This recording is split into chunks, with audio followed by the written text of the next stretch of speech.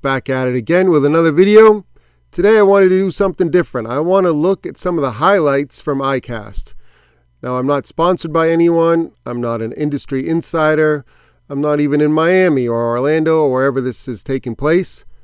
But the advantage of that is I can tell you what I really think. You know, I'm not sponsored by anyone. I don't have to endorse their products just because I'm sponsored by them. And so I can give you my honest opinion on what I think is interesting for 2024 and 2025 when these new things arrive. So let's get into it. Strike King had a number of new baits. Sometimes Strike King isn't the most novel lure designer. To me, this is just a copy of the Jackal Riser. They call it the Evader. But it will increase the availability of lures of this style. In case you're not familiar, the Jackal Riser or the Strike King Evader is a topwater bait. It's supposed to cast pretty well, and you reel it in with a straight retrieve, and it kind of dances along the surface of the water, but you don't have to walk it like you would a walking bait. It does all the action for you, and it's a look that the fish haven't seen a lot of before. So I like the fact that it's going to make it easier to get your hands on this style of bait, but it's really just a copy of the Jackal Riser. The hardliner is a flat-sided crank. I'm not going to spend too much time on that. But this is the bait that everyone at iCast seems to be overlooking, and I don't know, maybe they just didn't bring one. They didn't bring a prototype to the show. But this is a remake of the Strike King Wake Shad. Now, the Strike King Wake Shad and the King Wake were great baits that Strike King had on the market, but the problem area was the joint. The joint would fail, and you'd reel back in half a bait. You know, the tail section would come undone and launch into the water, or even worse, a fish would rip it apart. So I'm really hoping that somebody helped them do some on-the-water testing with this Wake Shad to make sure the lure doesn't fall apart. Because if they can get that hinge design correctly, let me show you the bait. If they can get that hinge design correct so that it doesn't fall apart, it can hold up to fish, it can hold up to, a bad cast where you get a backlash and, the bait stays together as it's intended, they've got a winner there.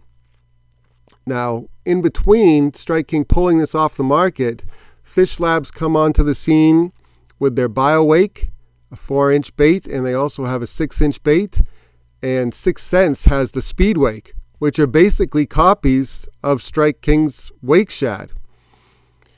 And so, there's the fishing industry, there's a lot of copying going on. You just can't avoid it. That's just the way it works. But I'm really happy to see Strike King bringing this bait back, and hopefully they've done enough R&D to fix the problems of the first generation. The Rage Buzz Minnow. So to me, what this really is a weedless whopper plopper. That's kind of what I'm thinking about this bait. It has a flat-sided design, which I'm not sure how it's going to work. I'm not sure if it's going to stay flat on top of the surface or it's going to want to keel over or roll. So I don't know. I might wait for some reviews to come in before I order this. It also says that it's tough yet pliable, and I don't know if that means they used an elastomer type plastic or they just used a standard plastisol plastic. My guess is it's standard plastisol plastic, and I'm really hoping it doesn't roll and spin. But if this works as I think it should should be a weedless whopper plopper alternative. And you should be able to skip this bait. You should be able to launch it into the nastiest, thickest cover. And they bulked up the profile over like a buzzing frog or something like that. So you should be able to actually cast it. And they actually mentioned that. Great castability. And if it's what I'm hoping it is, maybe not in this particular color. It looks like a Mardi Gras event or something. But if it is what I'm hoping it is, it's going to be a great bait. So kind of have to see how that progresses there. Let's keep rolling. All right, the Lewis Zig Zag. This is another bait that's kind of under the radar. I really haven't seen much coverage of it. But what this is a front runner. And there's another bait by PH Customs. And so this idea isn't unique. You know, there's been front runners made by various companies in the past. And the idea behind this is that this little bait, you see it has 3 line ties. Let's go back to the Bill Lewis version, because that's the new one. So the Bill Lewis one has 3 line ties too. And the idea is you have a line tie in the front. This is going to be where your hook's going to go. The split ring should probably be down there with a treble on it. And then this you tie on a walking bait behind it. And this zigzag, this Bill Lewis zigzag, is going to go zigzag, zigzag with a walking bait walking opposite behind it. So the idea is that you could mimic fish chasing bait. And I like the idea, and if it's done well, so that this thing actually walks in front of your other walking bait and it walks kind of opposite to it, it's going to be dynamite. They say they're going to include a good mustad hook. I'm assuming it's a triple grip hook, and that's fine. And if you want to, you can change it out. But the important thing is that the design of the lure will enable this front runner, because that's basically what it is, to walk properly in front of a walking bait. So you're really going to have to test it to see if it's any good. I assume that they've tested it before releasing it to the market, but you never know. All right, let's keep going. I got to check my list here. Please hold. Okay. Baitsanity Lipless. So what this is a suspending crankbait. It's a suspending lipless crankbait designed to float on the surface, but then suspends when you stop it. So if you don't reel it at all, I assume it's going to float. When you start cranking it, it's going to want to slow float above cover. So it's not truly suspending, but it's going to want to slow float. I'll walk you through some of these colors. To me, I really like the perch color, because that's a unique color you don't see in a lot of lipless. But basically, this lipless would enable you to fish a lipless in shallow water where normal lipless baits would immediately get stuck in hydrilla or coontail or whatever. So I think it has a place in the arsenal. There's already one review. They said it was pretty good. I don't know if it's really worth $17. To me, there's some other floating lipless baits on the market. There's a floating rattle trap. But if it's as good as people are saying it is, it might be one to look out for. Maybe during like a Black Friday sale, this would be something that I'd pick up just because of the $17 price tag. I don't know if it's really worth $17 to me. All right, moving on. The Mooch Minnow. Mooch Minnow with 2 O's, not 3. So this is sort of like a smaller version of a freeloader, a Rapala Crush City freeloader, but it's got these 2 little tabs that give the minnow a little bit of action. So you can leave both tabs on, you could cut both tabs off, and you get basically a downsized freeloader. And so there's 2 lures in one. I like this albino shiner color, and I also like a couple new colors that they had. Of course, it's a new bait. It's not even on the market yet.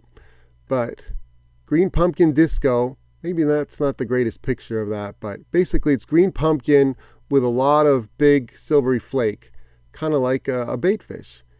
But the other color I really liked was electric shad.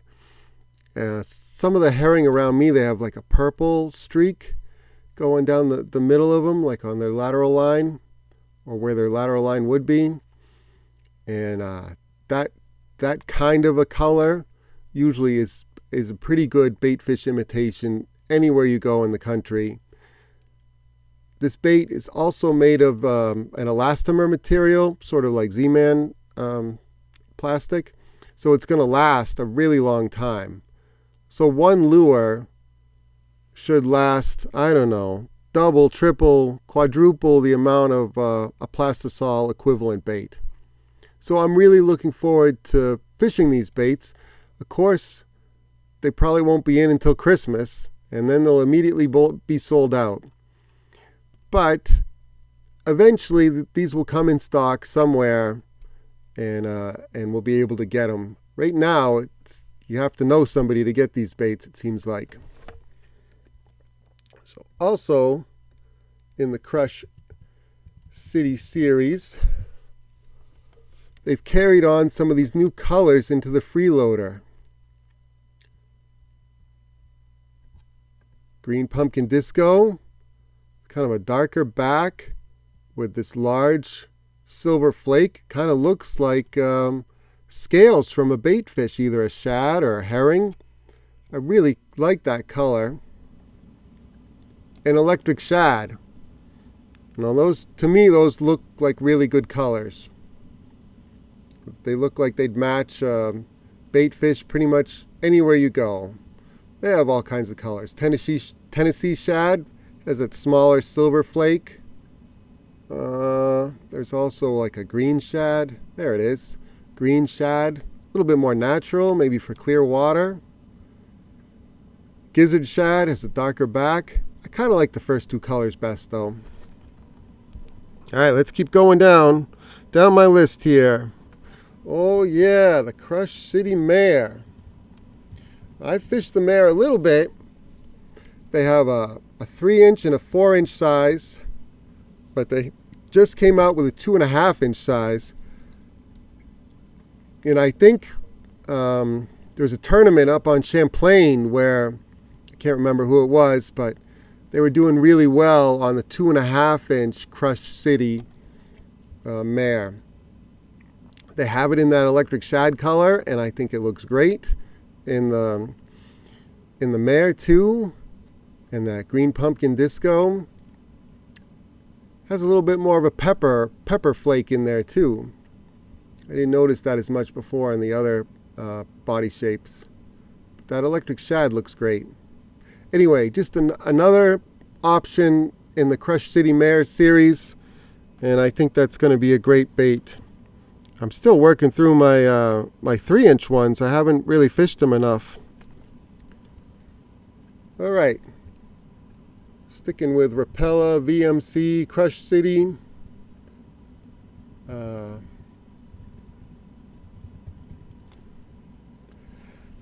They have a new VMC Redline Tungsten Swimbait head. They come 2 to a pack. There's a pretty big range in price there. To me, it's not anything all that special.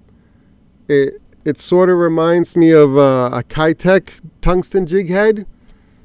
I mean, the keeper's a little different. It's conical. It doesn't come all the way up to the jig head there. But, I mean, is it really worth $20 for 2 of them? You got to decide that for yourself. So this would be something, maybe if it goes on sale, I'll get a pack just to see if they're really all that. But $7 each for a jig head, you know, it's got to be a pretty special jig head. The other one I saw was the Moon Eye. Now, to me, this is a better looking Jighead. It's got the natural eye. Kind of like it in that white color. It would go with a lot of different colorways, color patterns. The larger sizes have a 2/0 hook. And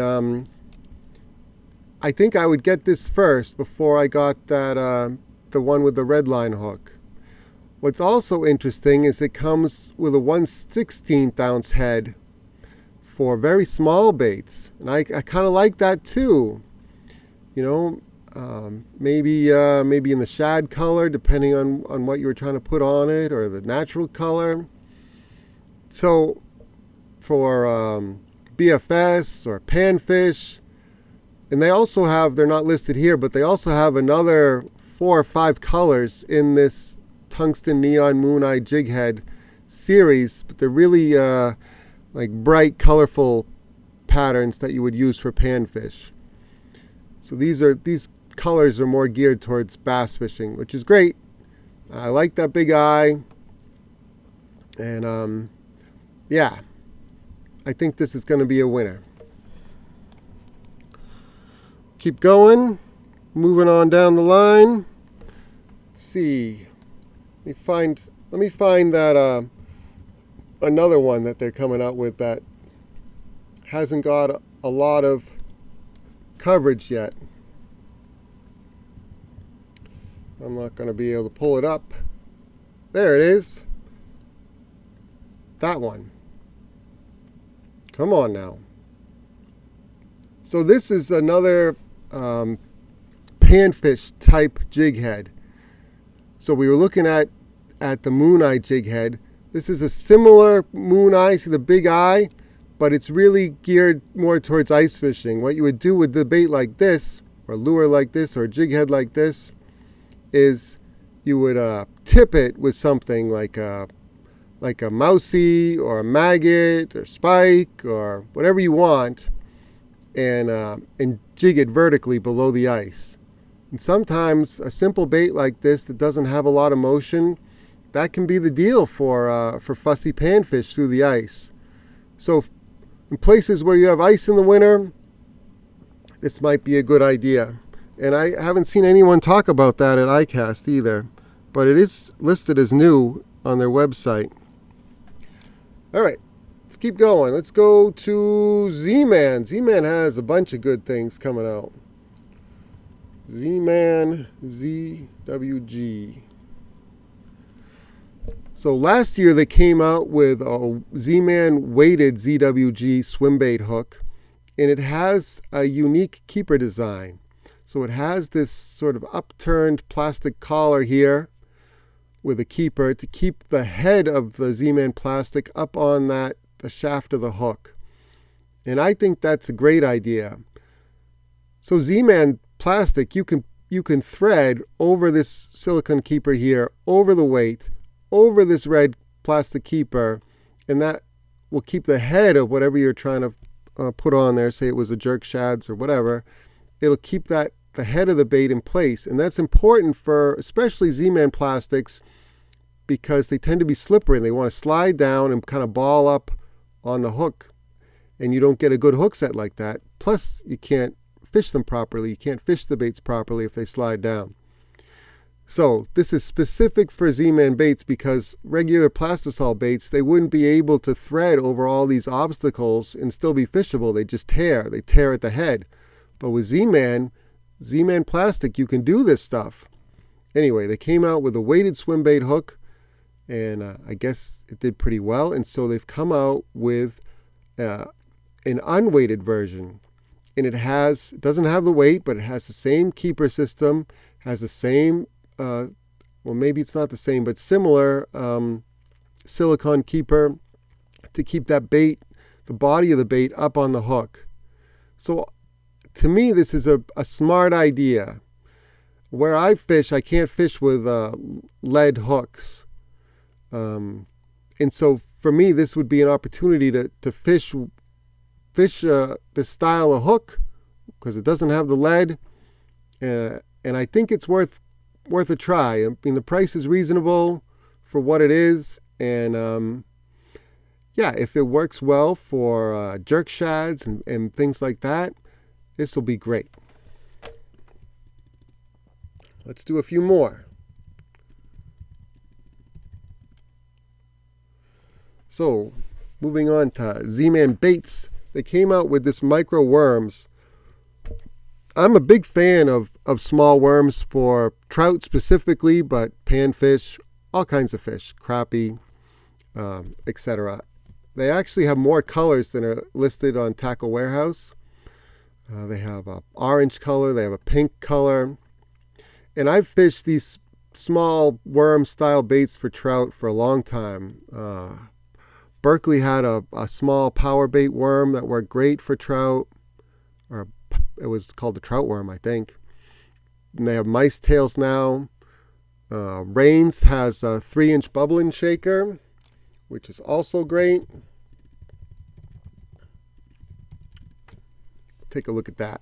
So they have it in a 3-inch, and pink or glow bubblegum silver is one of my favorite colors for trout, especially low light conditions, dawn, dusk, that kind of thing. But the problem with these baits is that, especially in the heat, they almost fall apart. They're almost like chewing gum. They kind of melt. And so I only fish these baits in the winter. They have a ton of action. They're great baits. And I really like them. I like them ice fishing. Anytime the water's cold, really cold, they're great. In the summer, they get so warm, the plastic just doesn't hold together well. I've had fish literally rip the whole bait off of the Jighead because the plastic is so soft. But that's the magic in it. That's what gives it its action in cold water. So for cold water, Rain's Bubble and Shaker. But I was thinking in warmer water, hot water, summertime, the Z-Man might be the way to go. It's also a shorter bait. It's 2 inches instead of 3 inches. Sometimes in the winter, the Z-Man plastic will tend to tighten up a little bit more. All plastic does. But I have to see how it changes from summer to spring to fall and winter.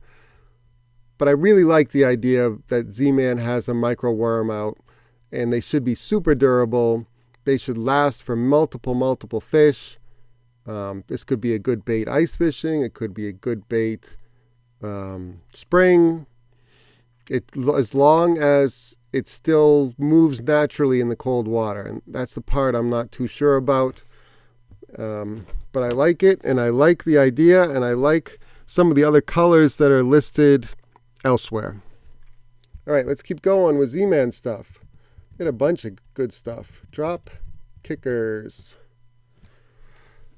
All right, so this is the idea behind this. Is really more of a jig and minnow kind of a thing, and I think it's going to work well. There's not a whole lot to it, but to me, this it's kind of, I don't know, dome-shaped tail in the back. It's very subtle. So it's not going to have a big, wide kicking action. It's going to have a subtle action, very similar to the Mooch minnow.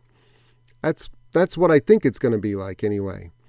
Now this electric shad color, Z-Man doesn't put a lot of flake at all in their electric shad color. It's still, I think, an okay color, but I like the Crush City version better, where it has that heavier purple flake down the middle. But they have a bunch of good colors.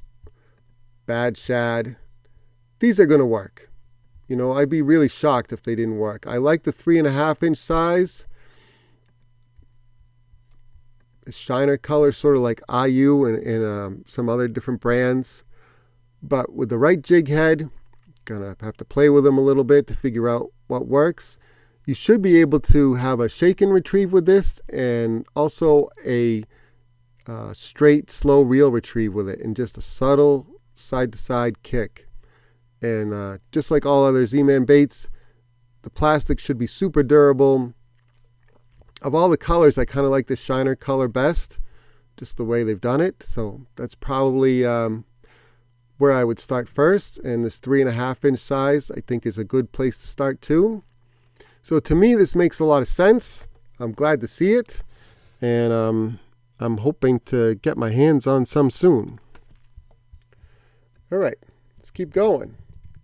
Chattershad.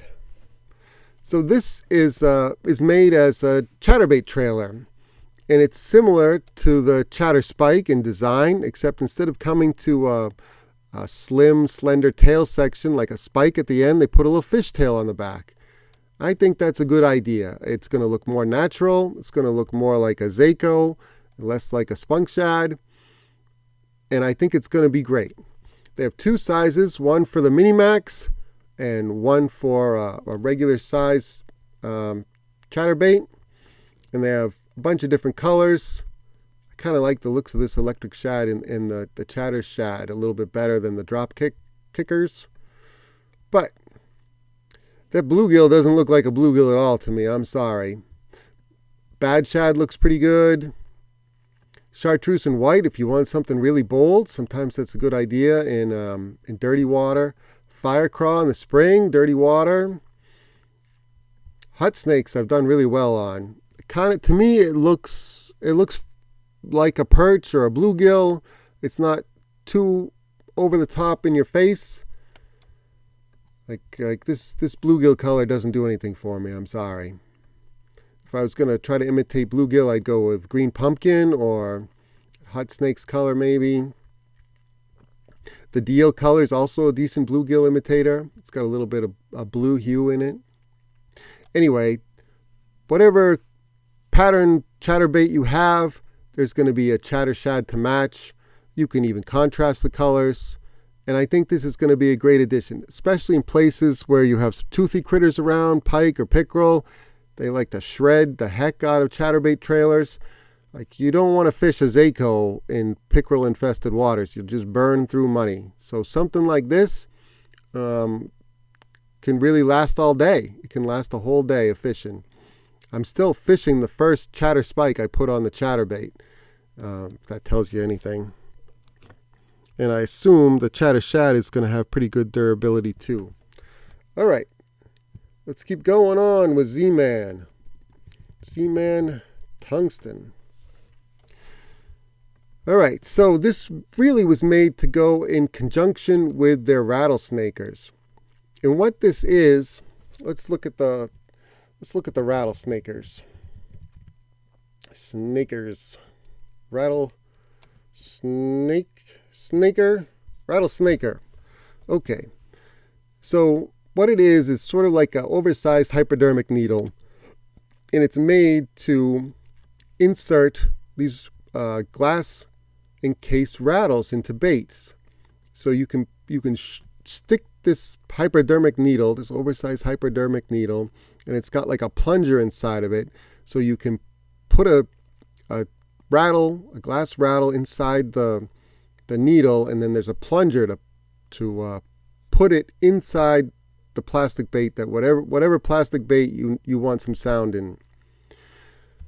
But they figured out that it would be not just good for inserting rattles into plastic baits, but if you made a tungsten weight that had the same inner diameter as one of those rattles, these tube rattles, that you could inject tungsten nail weights into a bait.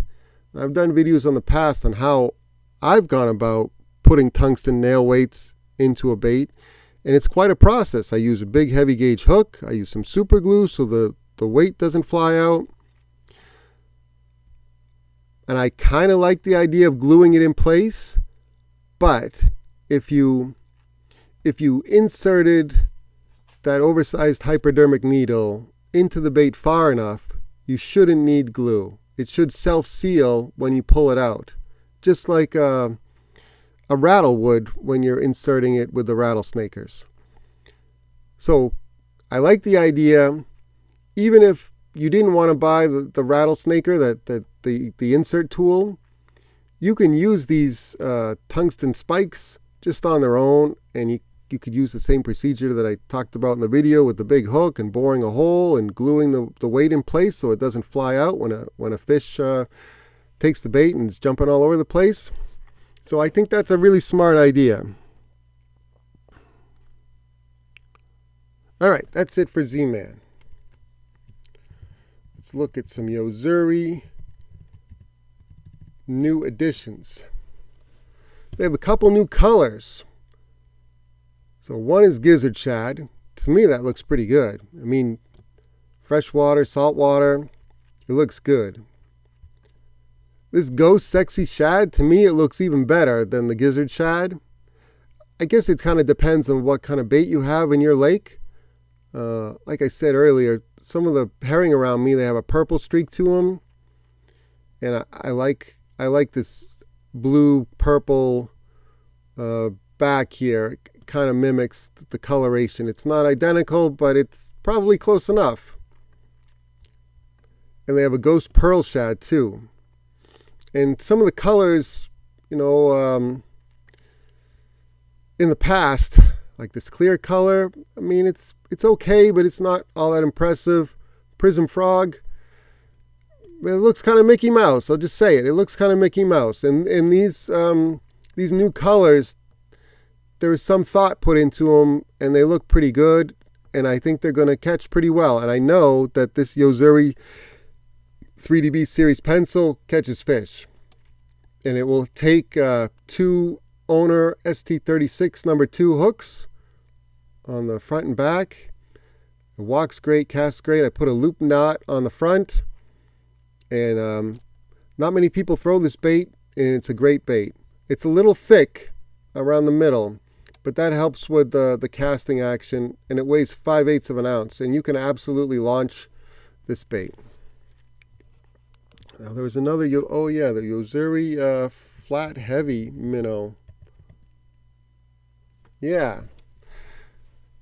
All right, so in the past, a lot of companies have labeled jerkbaits as suspending, and when you get them out in the water, almost regardless of the water temperature, they float like a cork. And I don't know what's happened between the testing process and the manufacturing process. Sometimes, things can shift a little when you go to large-scale manufacturing. You don't get that weight just right, or you don't get the distribution of the weight just right. This is a heavy minnow, and so what it is a sinking jerkbait. And the colors are a little, I don't know. It looks like somebody took a reflective sticker or something and put it in the middle of the bait, and then they sprayed it with some paint. If you can get past that, I like the idea of a sinking minnow, a slow sinking minnow. I'd rather have, in the wintertime, a slow sinker than a bait that floats like a cork, because I can control the sink rate at least. I can even count it down. In a bait like this, it's only 60 millimeters. It could be good for trout. It could be good for panfish. And you could do a lot with a bait like this. Maybe not in all the colors. Got to be a little selective. But it's interesting to me. Maybe not my top choice out of all the iCast lures, but it's interesting enough that I thought I'd mention it. All right, let's keep going.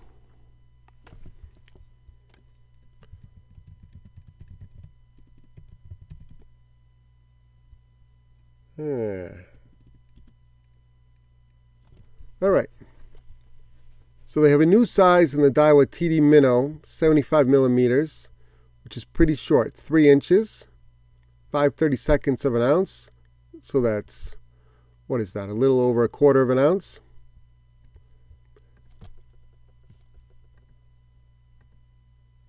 And the price is up there.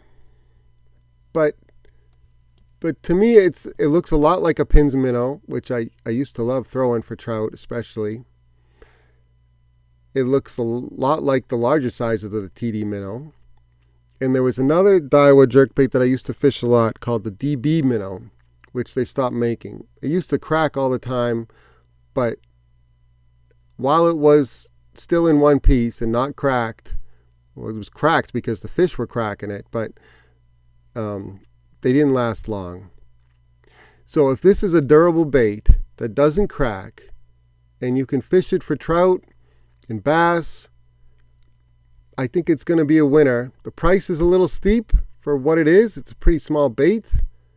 I think it should be more like $9.99, but everything costs a little bit more now. And they've got some pretty good colors. You know, it's not just some reflective tape with a clear coat on top. They've got some good looking colors. And it's interesting to me. Maybe on sale. That's one that maybe on sale I'd take a closer look at. There's another bait. Oh, it's not going to cooperate with me right now. There's another jointed bait.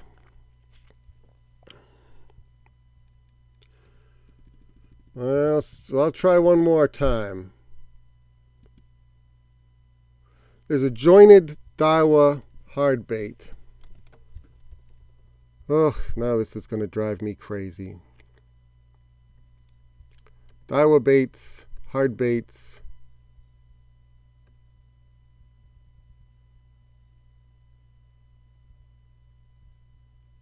And now I can't find it.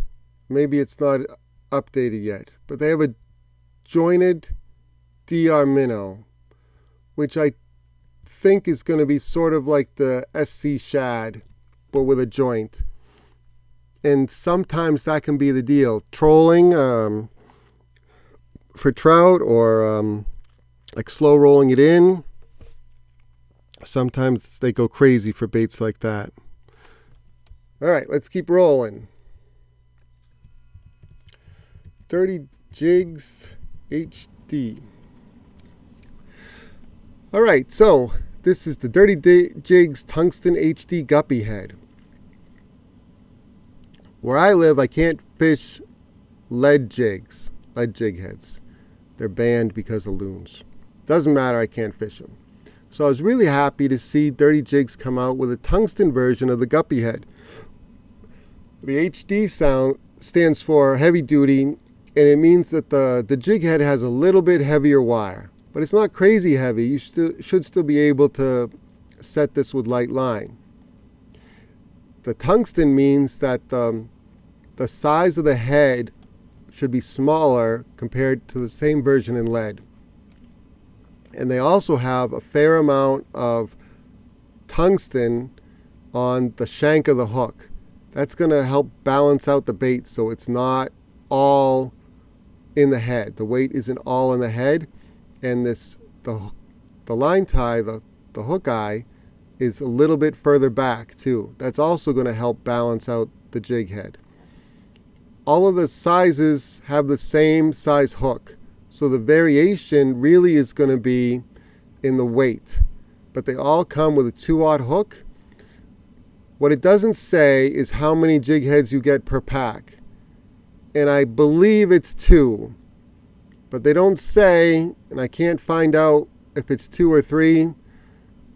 But if it's 2, that's reasonable. You know, $7.99 for 2. It's not $7 per jig head like that VMC Redline. What is that? That's $4 per jig head. You know, I can deal with that. I can stomach that. There's the naked version. I guess that's unpainted. And Tennessee Shad. And I think they've got enough colors here so that you can mix and match and find something that looks reasonable with the Mooch Minnow or the Z-Man drop Kickerz or the Freeloader.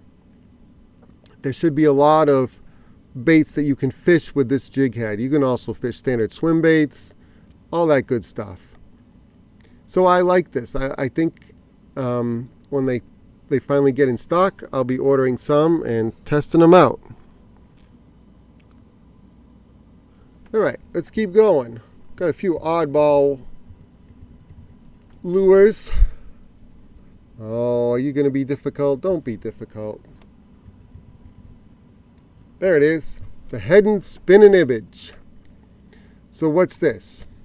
So this looks a lot like a whopper plopper, or the old the butcher top raider. That's what the whopper plopper really is designed off of them. I mean, a lot of fishing lures, they're incrementally different from previous generations, but a lot of the original ideas, you know, they're few and far between. There's a lot of copying that goes on in the fishing industry, and that's just the way it is. That's the way it always has been, and that's the way it's going to keep going. So what we have here is basically a whopper plopper with a hard tail. And what's that? A whopper plopper with a hard tail is a chopo. But they've gone and they've put a little pinhole in the prop. And so that leaves a bubble trail. And supposedly you can walk it a little bit. So, is it truly innovative? No. That's just a hard no. Is it something that you could consider adding to your arsenal? I'd say probably. One of these colors really knocks your socks off. It's going to catch fish. Is it going to catch fish better than a whopper plopper or a Berkeley Chopo? I kind of doubt it. But this is another one. Maybe if it goes on sale, I would take a look at. Maybe some of the colors are unique and different enough that you can't get them in the whopper plopper or the Chopo, and it's a color you think would do really well on your lake. I mean, you can get a bone color anywhere. So to me, that's immediately off the table. This black white herring really is a loon color. I mean, it's black with white accents. That's not unique enough. Some fisheries chrome does really well. This is really bright chartreuse and blue. Yeah, so maybe at the right price and the right color. I could take a second look at that. Oh yeah. Let's go through a few more.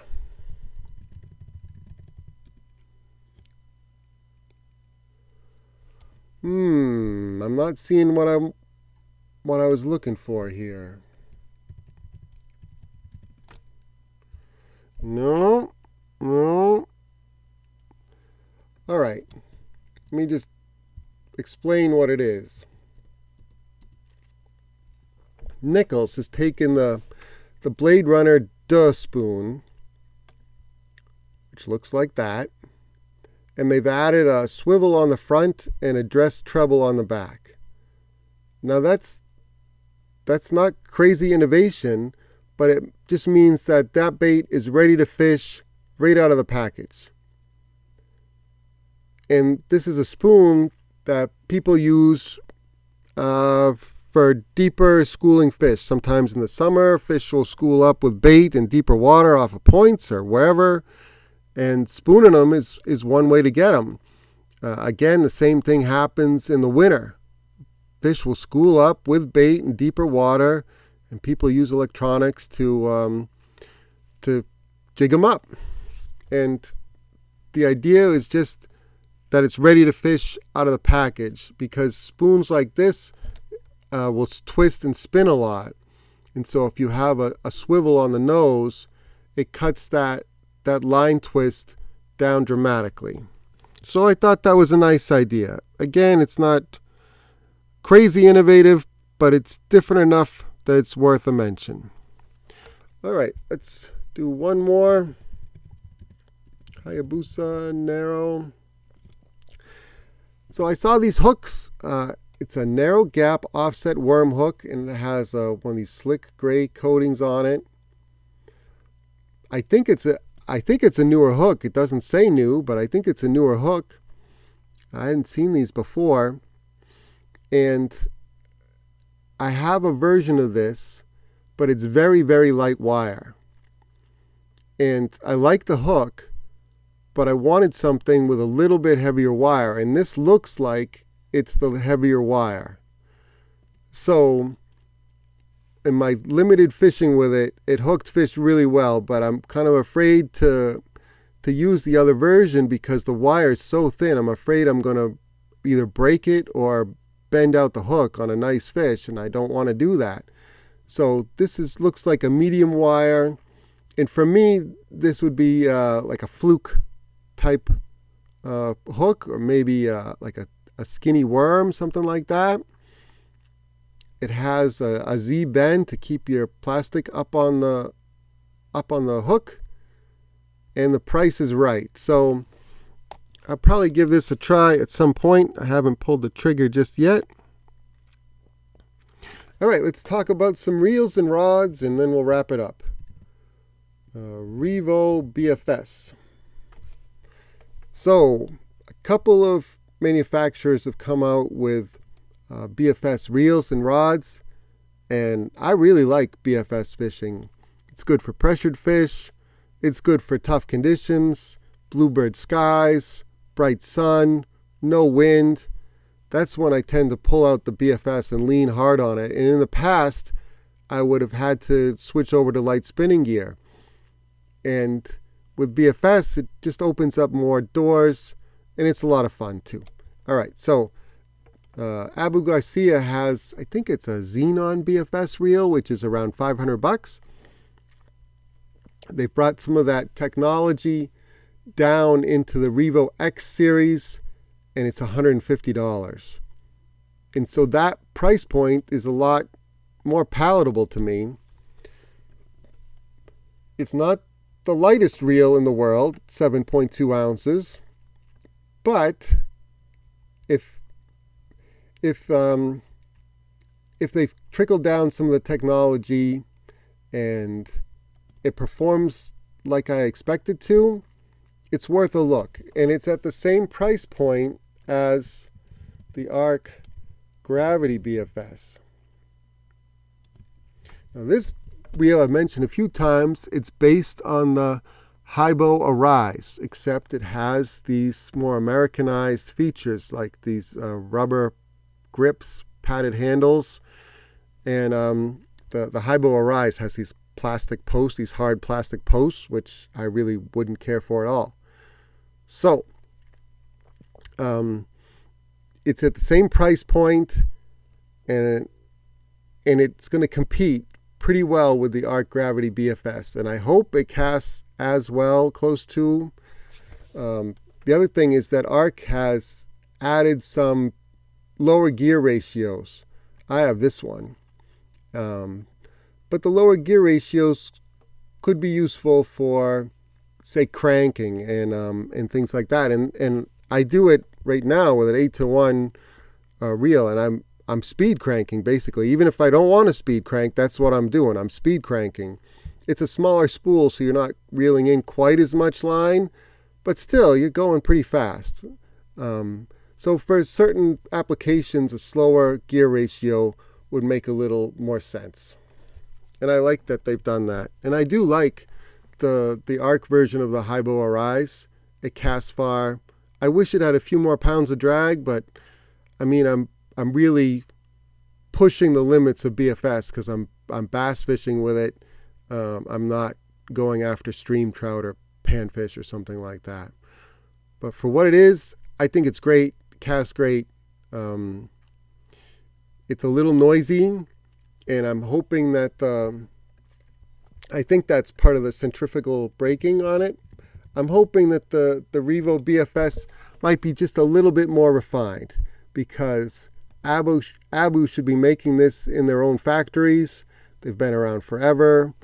And yeah, I think it might be worth a shot. Let's stick with the BFS theme for a few more minutes. Tatula XT BFS. Oh, you're going to give me trouble, aren't you?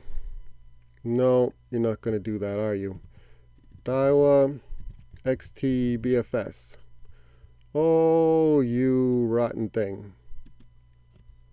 I know you have it. There. All right, so Daiwa Tatula XT Bait Finesse Casting Rods. It's a 6.5 rod, and it's a true light action. When I got the Shimano Corrado, I know different brands, probably not comparable at all, but it was labeled as BFS, and it was a medium light. And that rod is really good for micro Texas rigs, fishing flukes, blade baits, but it's not, I wouldn't really call it a BFS rod. It's really like a flipping stick for BFS. And so I'm hoping that a rod like this, that's listed as light, is truly made for BFS fishing.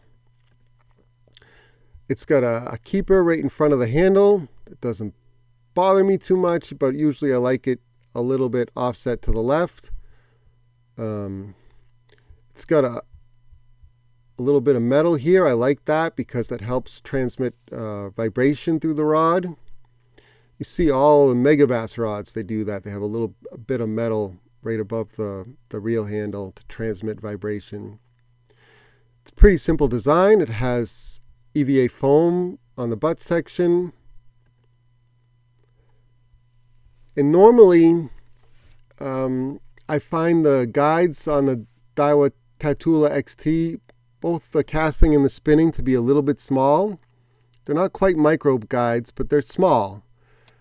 But for BFS, this tip is pretty thin, and relative to the tip, that guide looks good sized. It's not a giant guide, but it should pass leader knots that you would use in BFS fishing. So thin line, thin leader, it should be okay.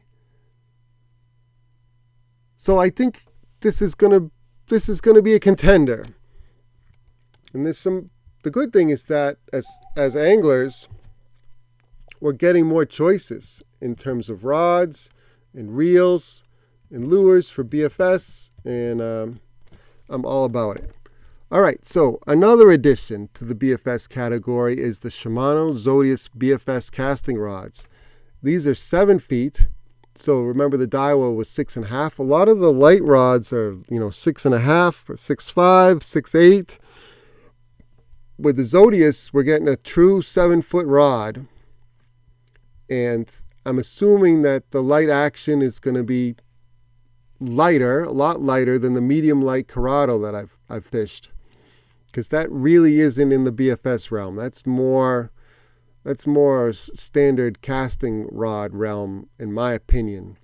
Now, it works great for micro Texas rigging. It works great for fishing the Bass Assassin Shad that has a little bit of extra plastic. It's got enough backbone. I can set the hook through the plastic, but it's not really a BFS rod because it won't cast really light baits. And that's because it's too stiff. It won't load up and you can't cast. But with a 7-foot rod, you get a little bit extra length versus some of those 6.5, 6.8 rods. It's a light power, and I'm hoping that rating is true, and it's extra fast. And I'm hoping that means it's got some tip to it. This tip looks pretty thin, and the guides look, I think they're listed as semi-micro guides, just like all the other Zodius rods, and they do pass leader knots pretty well for me, and BFS should be no problem. You can see the inner diameter of that tip-top guide and the second guide there. It's much bigger than the blank here, and that, just in a relative sense, means that the guides aren't little tiny micro guides that are going to jam up with braid to leader knots. So I like that. All right, while we're on Shimano, let's take a quick look at the Vanford,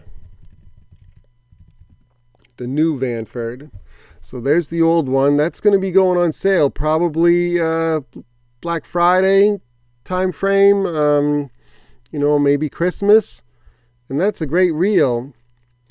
And the new reel is $250, same as the old reel. I mean, some models bumped up another $10, and it's got a lot more features than the previous version. The previous version was great. The new version is supposed to be even smoother, better drag, and it's that matte black. It looks really good. I'm kind of afraid to buy one of the new ones because I'm afraid I'm going to like it so much and then I'm going to not like my old reels. Some of the weights on these reels are just ridiculous. Less than 5 ounces for the 500 size. That's the size I use sometimes for trout fishing or ice fishing. I mean, $250 is a little bit much for an ice fishing reel, but man, oh man, is that light. Even the 3000 size, 6.3 ounces. The Revo BFS reel was 7.2 ounces. So even a 3000 size Shimano spinning reel, 6.3 ounces. They have a new Duracross drag technology that's supposed to help. It's a carbon fiber drag, but they've cut it in a way to make it smooth like felt, but with the durability of carbon fiber. And so the drag, some people would complain that the drag on the 3000 size wasn't as smooth as the 2500. I know Jacob Wheeler was buying the 3000 handle wherever he could get them and putting them on the 2500 reels. So I'm hoping you're not going to have to do that kind of stuff anymore. The new drag system should be great on the 3000. It should be nice and smooth.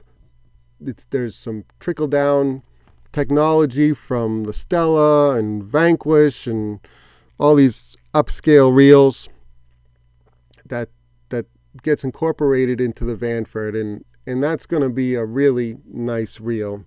It also won the best freshwater reel for this year. All right, we're getting towards the end. Let's go back to Daiwa.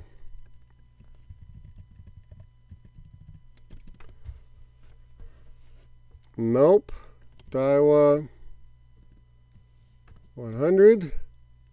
Nope. I don't see them. There are new Daiwa SV 100 and 150 reels, and I don't see them listed on Tackle Warehouse yet. But they're coming. Ooh, this might be one. Yeah. So there's also a 100 in addition to the 150. So the 150 would be for like heavier braided line, like I don't know, 50-pound braid. You want to go frogging, you want to skip that frog under docks. This is the reel to do that with. The SV spool makes it harder to backlash. It's not impossible, but it's harder. And they've got hyperdrive on it, which basically means it's smoother. It's going to be a great reel. The old SV series were known for being hard to backlash, which is good for people learning how to fish a bait caster. It's good for kids. It's good for people skipping. Anything where you're prone to backlashing, maybe throwing a buzz bait into the wind, that kind of stuff. The SV spool is going to help you with that. And the new generation of SV stress-free reels and spools are even better, supposedly, than the older versions. So this is a 150 size. They're also going to have a 100 size, which is a little bit more compact, a little bit more palmable. And these are going to be great reels that are going to be very popular. They have a bunch of different gear ratios in right hand retrieve and left. 8.4 to 1 is pretty blazing fast, he tried to say. But there's also real gear ratios for cranking, and yeah, you could find whatever you want in those Daiwa Tatula reels. All right. I think we'll do one more.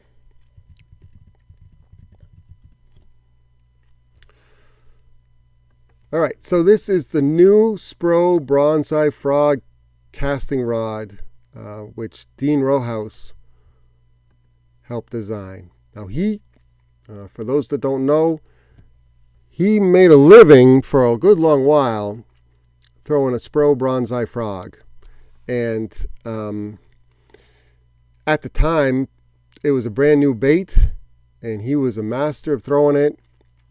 And he tends to fish it, I think, on the 7-foot medium heavy fast. Not this exact rod, but in the past he would throw it on a medium heavy rod, a shorter rod. And shorter rod like that helps with skipping, and the medium heavy action helps you walk a frog a little bit better because it has a little bit softer action, a little bit softer tip, and it's easier to walk a frog, especially a frog that maybe isn't the easiest to walk. You can still walk it pretty well with a medium heavy power rod. The issue can be setting the hook through heavy vegetation, and so you want to match the rod and the power to the type of environment you're fishing, not just the size of the fish you're trying to catch. It also comes with, or there's another model, a 7.4 heavy, and that's supposed to be for throwing the King Daddy frog, which is a great frog. Spro King Daddy, and I think it weighs a full ounce. They're a little bit more expensive than they used to be too. Yeah, it weighs a full ounce. I still have a box of these frogs. And if you're around big fish, you should show them the big frog.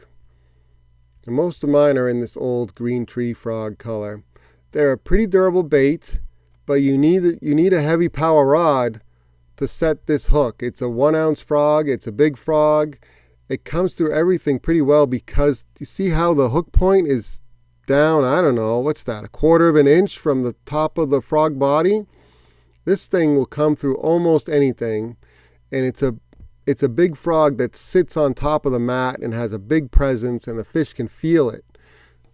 Even if they don't necessarily see it, they can feel it. It displaces a lot of water because it's a big frog and it's a heavy frog. You don't have to add any weight to it. It's good to go right out of the package. Anyway, I was happy to see Spro come out with a specifically designed frog rod. Now the price is a little bit on the heavy side, and I think that it's going to have a lot of competition from something like the X Pride 7.3 extra heavy. Right? We're in that same price point.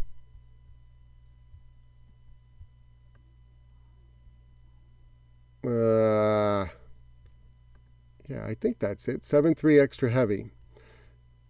So you're in that same price range with one of the better frog markets on the market at any price. So it's got to be a really good frog rod, and I'm hoping that it is. I'm hoping that it's everything they say it is. But at that price, you're competing with some of the best rods in the world, and the jury's still out. That's all I'll say. But I'm happy to see it. I'm happy to see that Spro went in that direction. And I'm just checking my list to see if I missed anything that I want to go back over. Nope, I think that's it. Those were the highlights from this year's 2024 iCast, at least in my eyes. Thank you all for watching. I really appreciate it. And I'll catch you on the next video. See ya!